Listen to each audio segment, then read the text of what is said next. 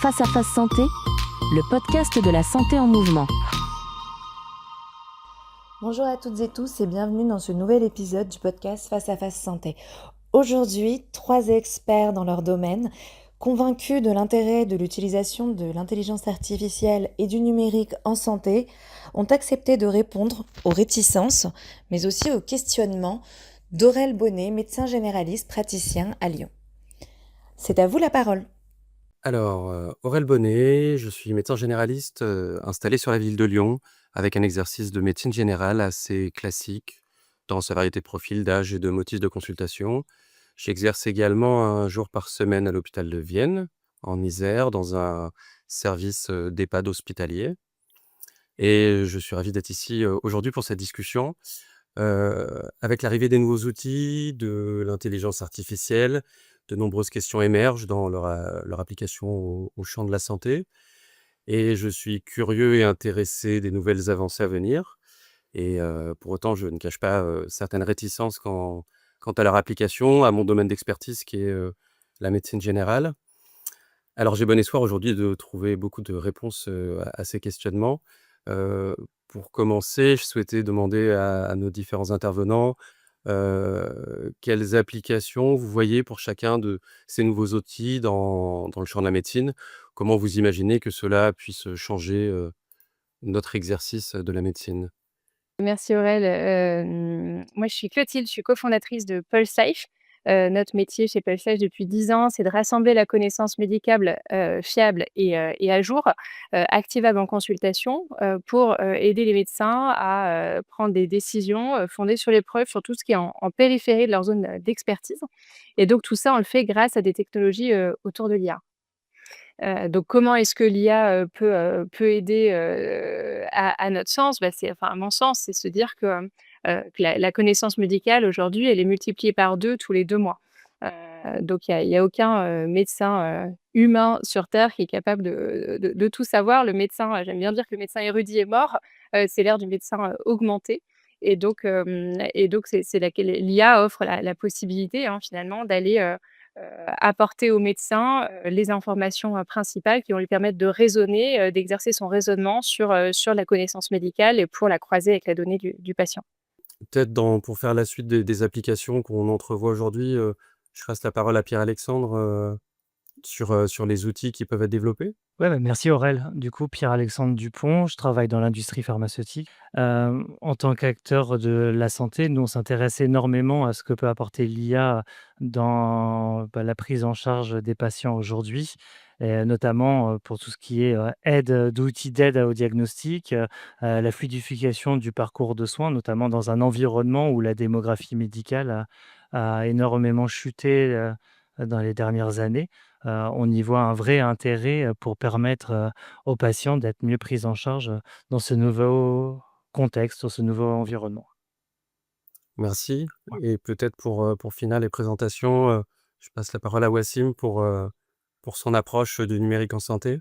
Bonjour Aurel, bonjour à toutes et à tous. Wassim Gana, médecin gériatre, au CHU de Tours, en médecine aiguë gériatrique et c'est vrai qu'on partage, une patientèle un peu en commun. On a une spécialité qui est quand même assez diversifiée et c'est vrai que, le numérique aujourd'hui, l'intelligence artificielle telle qu'on la connaît depuis quelques semaines, quelques mois maintenant, ça peut être un plus. Alors moi je vois les choses de 2 manières. Concrètement, moi mes besoins au quotidien, c'est pas tant de l'aide au raisonnement clinique, je vais vous dire pourquoi. C'est pas non plus de l'aide à la décision médicale stricto sensu et pas souvent de l'aide au diagnostic parce que concrètement, quand je suis face à des situations ou des patients, la plupart du temps, voire quasiment tout le temps, j'ai pas de j'ai je suis dans mon domaine d'expertise. C'est vrai que si on est un peu en marge, j'en aurais besoin. J'ai pas besoin qu'on m'aide à faire un diagnostic, j'ai plutôt besoin d'avoir une aide pour la prise en charge et à savoir notamment récupérer de l'information et pouvoir avoir, toutes les données, concernant le patient à un temps T. Ce qui est parfois compliqué parce que on l'a dit, hein, les données, il y en a partout et les informations sur les patients, elles sont prolifiques et c'est pas forcément évident de tout avoir.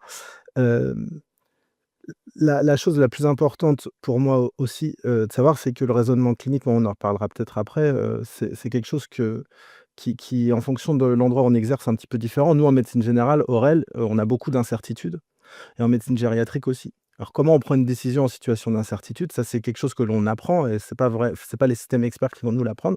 Mais par contre, si on arrive à avoir de la donnée pour avoir moins en tout cas des informations de confiance pour être moins dans un angle mort avec des outils d'IA ou du numérique, ça peut nous aider. Et l'aide à la décision se fait avec ces informations-là. Donc, il y a une partie, effectivement, avoir accès à l'EBM, nous aider à raisonner sur l'evidence-based medicine et sur des données et ensuite nous guider dans une prise en charge.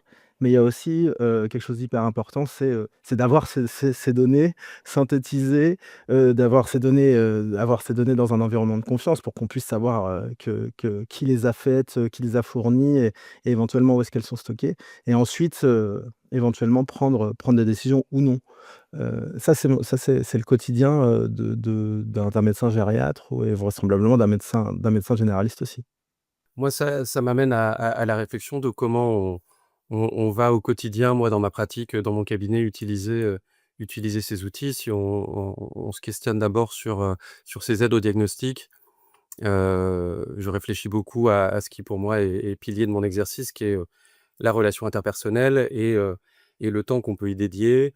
Parce que dans ce qui est thérapeutique, je pense, dans mon exercice, pour une part, est ce qu'on dit, la connaissance validée sur, l'evidence-based medicine et d'un autre côté, on a la dimension d'humanité qui va, permettre aux patients d'exprimer toutes ses plaintes, d'exprimer ses craintes, de savoir que ces craintes ont été, entendues et moi je vois ça, beaucoup comme étant thérapeutique, dans l'exercice que je fais et donc ma crainte est d'avoir un ordinateur qui vienne se glisser entre mon patient et moi et heu et donc je m'interroge sur, comment ça va nous aider à avancer. Ouais, moi je crois qu'il s'est déjà glissé l'ordinateur depuis des années et aujourd'hui c'est devenu un frein dans la pratique médicale. Aujourd'hui, l'ordinateur n'a pas encore délivré toutes ses promesses. Il est là, il fait un mur entre le patient finalement et le médecin. Aujourd'hui, vous devez faire un reporting, important, les informations de facturation et cetera sur l'ordinateur et je trouve que l'ordinateur n'a pas encore délivré, l'ordinateur et le numérique au sens général, hein, n'a pas délivré encore toutes ses promesses. Alors il y a des solutions, qui sortent, on avance là-dessus, mais je crois que l'IA, c'est vraiment l'opportunité, pour moi de retrouver du temps de soins de qualité, une relation patient, en réelle connexion, de retrouver voilà, de la synchronisation avec son patient parce que les IA, vont être capables d'enregistrer, de faire le reporting, d'anticiper la facturation, de proposer des prises en charge, des alternatives de prise en charge que ensuite le médecin va, lui-même pouvoir, décider en fonction de sa connaissance de son patient et aussi de son colloque singulier. Moi, je suis tout à fait d'accord avec toi, Clotilde, et je suis convaincu que l'IA remplacera jamais le médecin. Par contre, le médecin qui utilisera l'IA demain remplacera probablement, le médecin qui l'utilisera pas. Ça le rendra forcément plus performant. Ça va lui dégager du temps pour être plus proche de son patient, être plus efficient. Et du coup, c'est effectivement une vraie opportunité de rendre enfin l'ordinateur intéressant dans la pratique du médecin. Après, je comprends, ce que dit Aurel et je me mets dans la même position que lui, même si je suis peut-être un peu plus enthousiaste, que lui pour l'instant. C'est qu'il y a quand même un truc un peu d'incantation. L'informatique, depuis des années, on nous promet de nous rendre du temps, on nous promet d'avoir accès à la connaissance facile et en fait, ce qui s'est passé, c'est qu'on a multiplié les systèmes d'information, on a multiplié les sources, qui se parlaient pas entre elles. On peut parler d'interop, de tout ça. Tout ça a toujours été, des mots qu'on a entendus mais qui se sont jamais faits. On peut voir l'expérience du DMP qui pendant 15 ans, a pas fonctionné. Enfin, il y a plein de choses comme ça et là, peut-être que je suis assez d'accord avec vous, que peut-être que l'IA va transformer, l'essai et cette promesse qu'on avait de l'informatique d'avoir la connaissance, en tout cas les données, de les avoir à disponibilité et de pouvoir les utiliser facilement. Je pense que c'est peut-être vraiment ça la révolution là de ces outils, l'intelligence artificielle, en tout cas en santé. Plus que finalement, je trouve, l'aide au diagnostic parfois compliqué ou ce genre de choses. Je pense que vraiment l'utilisation de la donnée, savoir la stocker, aller la récupérer, qu'elle soit structurée ou non dans le langage naturel, tous ces outils-là qui vont transformer concrètement la façon dont on accède à la connaissance et à la donnée des patients dans ces données numériques fait que je pense qu'on va peut-être, transformer une promesse depuis longtemps en quelque chose de vrai. Parce que il me semble que quand l'informatique est arrivée et qu'on nous vendait des logiciels métiers avant que l'IA, telle qu'on la connaît aujourd'hui, se développe, on nous disait: «Ça va vous faire gagner du temps, ça va vous faire gagner du temps». Moi, quand je prescris je sais pas, un truc très simple, quand je prescris une analyse d'urine, un ECBU, c'est 4 lettres. J'ai fait l'expérience avec mes internes. Il me faut à peu près 1 minute 40 pour le prescrire à un patient. C'est-à-dire que j'ai à peu près 38 clics, le temps de chargement dans mon logiciel métier pour aller prescrire à un patient un ECBU. Donc en fait, l'informatique, ce que je fais à peu près à l'écrit en 3-4 secondes, je le fais en 1 minute 40 avec mon outil. Alors il a plein d'avantages, parce que c'est tracé, il y a d'autres choses, mais en fait, ça ne nous rend pas forcément fort du temps. Ça peut augmenter la qualité d'un service, mais ça rend pas forcément du temps aux médecins. Cependant, peut-être que l'IA, va nous rendre un peu de temps, ouais. Je suis parfaitement d'accord. Je sais très bien que tu le formules comme une promesse qui, pour l'instant, n'est pas arrivée. Je pense aux consoeurs collègues, infirmiers, infirmières qui voient beaucoup de perte de sens, à être plus en contact avec leur logiciel, avec plein de cases à remplir que de voir, des patients et leur parler. La question alors je suis quand même, plutôt d'accord sur l'idée que ça va nous apporter beaucoup de choses et qu'on peut passer à l'idée d'un médecin augmenté. Heu, Ça m'amène la question de qu'est-ce qu'on devient, dans la formation? Comment on garde des compétences? Quelle serait la formule dégradée le jour où on n'a pas le logiciel? Comment on garde des médecins avec, une certaine compétence, malgré tous ces outils? Je crois qu'on peut pas déléguer, en tout cas, la connaissance médicale et la capacité à traiter les patients à des machines. On peut pas, se dire qu'on on va se livrer, à l'IA et toutes ces technologies, prometteuses, pour toujours. Par contre, il faut faire évoluer, les formations des médecins, hein, pour que, d'un côté, ils soient capables d'utiliser, ces outils, ça c'est, la base, mais ensuite qu'ils soient capables d'avoir un esprit critique. C'est déjà, il me semble, alors je suis pas médecin, mais il me semble que ça fait partie, d'une part importante de vos études, que d'être capable de critiquer, les articles scientifiques, les articles de science, pour avoir un regard de recul. Et je pense que ce sera un petit peu de la même manière, sur les IA, la manière de faire de l'IA, la manière d'apporter des solutions. C'est des solutions qui doivent être, challengeables, et les médecins doivent, garder cet esprit, critique, cette garantie humaine, hein, ça été réglementé, comme ça, pour valider, et garder justement la connaissance, dans l'usage de ces outils. Et ça fait même partie maintenant des alors c'est pas beaucoup, mais ça fait partie, des enseignements de base en santé.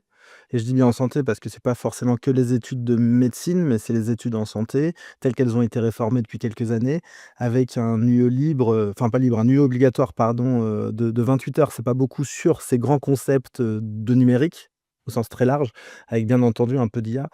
Mais c'est vrai que, les concepts de données de haut volume, le concept de stockage des données, les concepts d'intelligence artificielle avec, les technologies qu'il y a derrière, le cadre juridique, tout ça doit être appris. Des grands concepts de cyber aussi, que tout le monde devrait connaître, sont d'autant plus importants quand on manipule, dans notre quotidien des données de santé. Tout ça doit faire partie encore plus et commence à faire partie des fondations, de l'enseignement en santé, ouais. Mais on avance petit à petit. Mais il y a une grosse acculturation, sur ces sujets-là, et c'est vrai que si on regarde un petit peu le niveau, actuel de médecins jeunes et moins jeunes sur les notions basiques de cyber, il est vraiment très bas. Mais ça ne peut que s'améliorer. Sur le cyber ou même sur la gestion des données, personnelles, hein, Oui. je suis pas sûre que tous les soignants soient, complètement au clair sur la valeur de la donnée patient, et tout ce que ça implique. Non, et même sur le cadre législatif, là, on a parlé de la garantie humaine, mais qui fait partie, de l'IA Act Union européenne, là, enfin ce grand, dogme, juridique, cette doctrine-là qui a été qui a été validée, en début 2025. Elle garantit effectivement la sécurité et la protection des droits fondamentaux des citoyens européens, dont la France. Elle garantit aussi la transparence des systèmes d'IA avec, une gradation entre des systèmes qui seraient prohibés parce que dangereux et des systèmes qui ne le sont pas, avec, une gradation du risque. Et il y a bien entendu la supervision, pardon, humaine, qui est la garantie humaine, qui permet de notamment dans ces secteurs-là sensibles de la santé ou du médico-social, d'avoir toujours un feedback, enfin un rétrocontrôle de l'humain sur l'utilisation de ces systèmes. Effectivement, on parlait de validité des données, je me questionne beaucoup sur la transparence, des algorithmes et comment nous, on peut se dire à quel moment on se dira que ce sont des données validées que nous donne, l'aide au diagnostic? Heu, Moi, j'ai également la question de me dire à partir du moment où, on a des entreprises privées qui sont, à la gouvernance de ces logiciels qui vont nous aider, dans quelle mesure on peut avoir des enjeux commerciaux aussi qui vont être, sous-tendus dans ces aides au diagnostic? Comment ça va être contrôlé? Comment Alors ça, nous, c'est un sujet qu'on connaît bien chez Pulse Life, hein, parce que notre job, c'est justement de rassembler la connaissance médicale, de faire le tri entre ce qui est, justement fiable et pas fiable, à jour et pas à jour.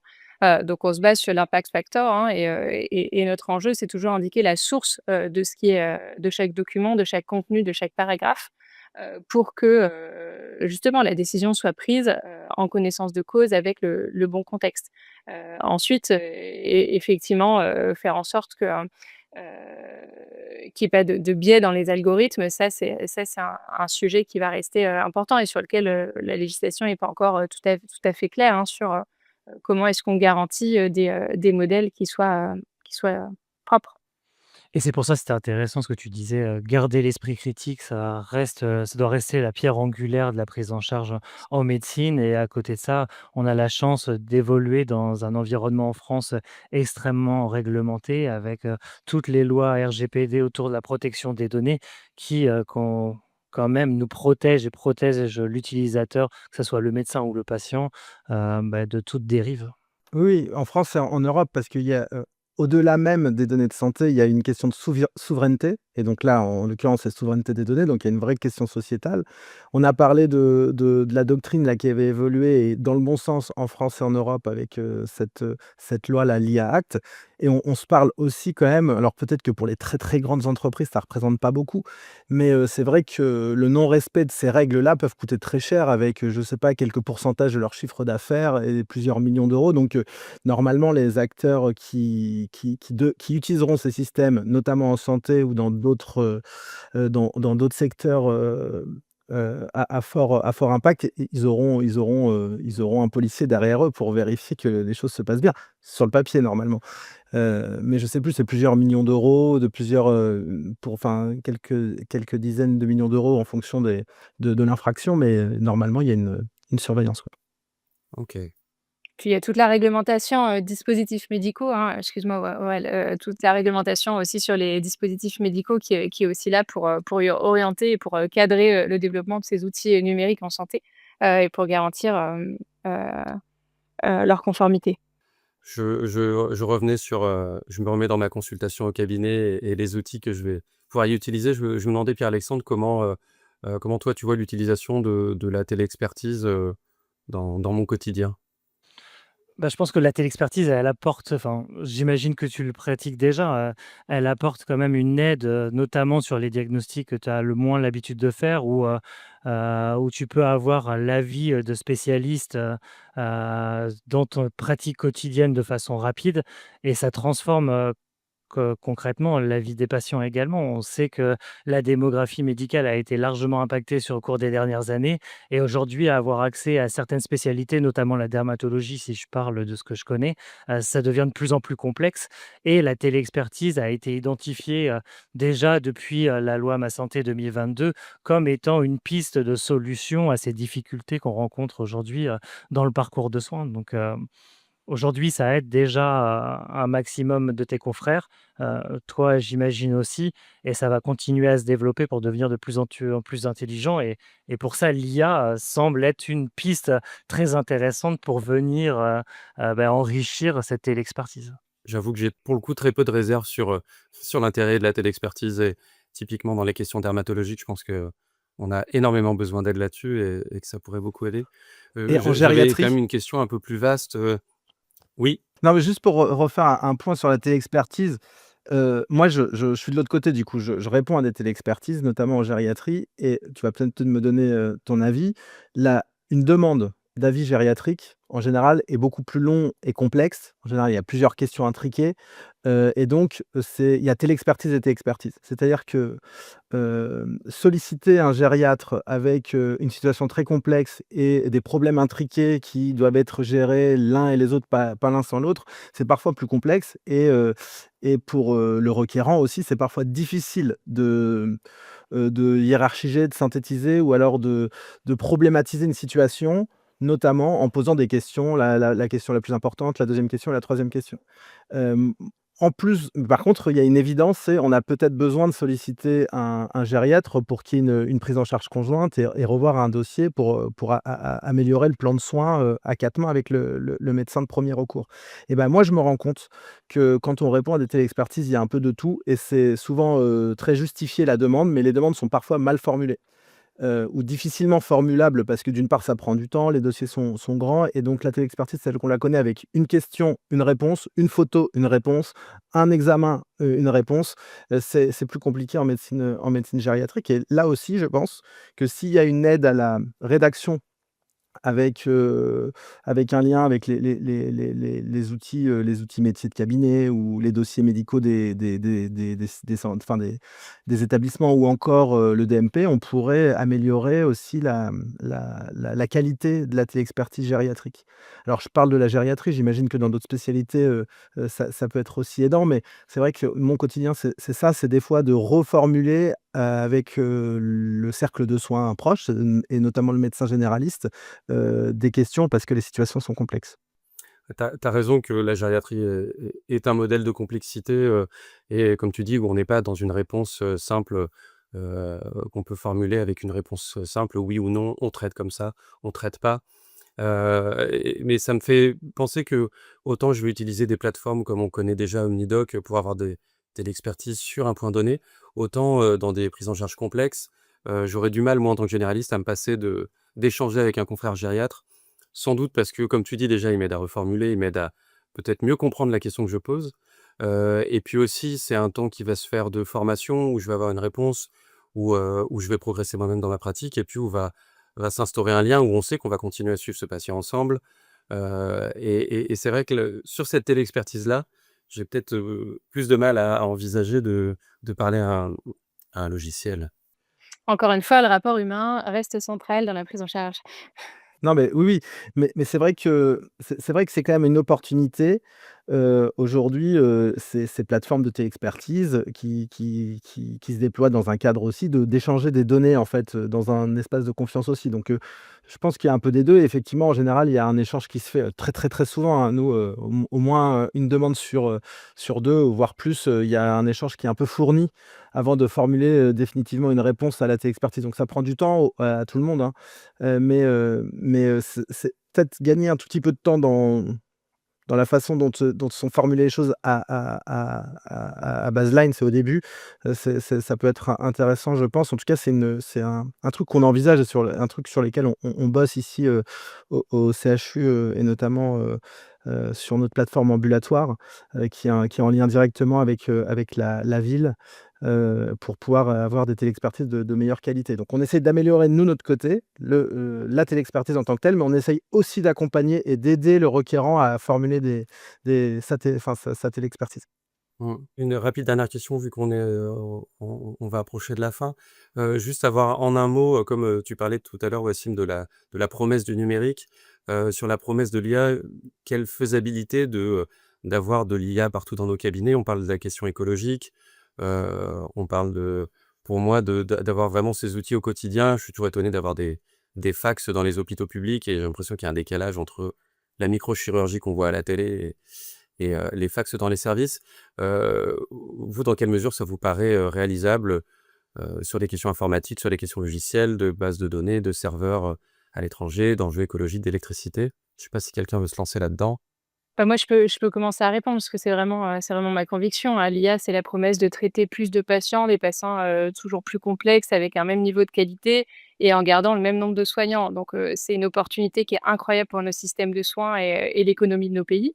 Ensuite, la faisabilité, ça va prendre, du temps, le temps de la transformation, le temps, de la réglementation pour rendre les choses, fiables et solides dans le temps.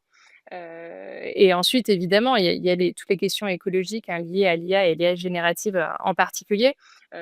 Mais, à mon sens, il y a un secteur sur lequel, on doit se le permettre et même on doit investir dans ces technologies-là, c'est bien en santé. Je suis tout à fait d'accord. Enfin, la santé semble prioritaire pour le développement de l'IA. On le voit aujourd'hui avec toutes les questions de santé qui ont été discutées au cours des dernières années et sur l'urgence d'optimiser notre parcours de soins. Et il y a encore énormément de questions pour autant qu'il faut continuer à traiter. L'impact écologique, tu en as parlé, voir comment on peut essayer de réduire cet impact-là, ou en tout cas d'y répondre de la façon la plus verte possible. Et puis tout ce qui est question, de la réglementation, de la sécurisation des données, qui seront essentielles demain parce que du coup ce sont les données de santé sont extrêmement sensibles, et ça nécessite, qu'on les protège un maximum. Eh bien, merci, pour conclure de mon côté, bien sûr, j'ai toujours des réserves et il y a que dans la mise en pratique qu'on pourra y voir plus clair et voir comment ça fonctionne dans les cabinets de médecine générale, mais c'est déjà beaucoup d'informations et plein de choses, aussi très intéressantes et très prometteuses. Je te passe la parole, Wassim. Merci beaucoup Aurel, et effectivement, pour avoir un petit mot de conclusion de mon côté et reprendre ma casquette de praticien de médecin de terrain, l'important véritablement, c'est de répondre à un besoin. On a parlé, un peu plus tôt de promesses. Et la promesse, elle doit répondre à un besoin, et on doit accompagner, les professionnels et les usagers, dans ces transformations, dans ces changements. Sinon on n'aura pas d'usage, et au contraire, peut-être même, des praticiens ou des usagers réfractaires. Et ce que je disais, pour conclure, hein, et pour refaire, un petit clin d'œil avec, l'introduction, c'est que moi, dans ma pratique quotidienne, et je pense que dans beaucoup de professions médicales, mais pas que, on n'a pas besoin de l'outil le plus perfectionné qui va me permettre, en tout cas, de faire le diagnostic, rare. On a besoin de choses simples dans le quotidien qui nous permettent d'améliorer ce que l'on sait déjà faire, et pas de remplacer nos compétences, vraiment d'améliorer ce que l'on sait déjà faire pour pouvoir, on l'espère, et gagner en efficacité, mais aussi, redonner du sens. Et le sens, ça peut repasser par redonner du temps. Dans le colloque singulier, on en a parlé, mais dans d'autres choses. Et ça, c'est primordial. Donc, si on s'éloigne des besoins, on s'éloigne véritablement de la vérité et de la réalité de terrain.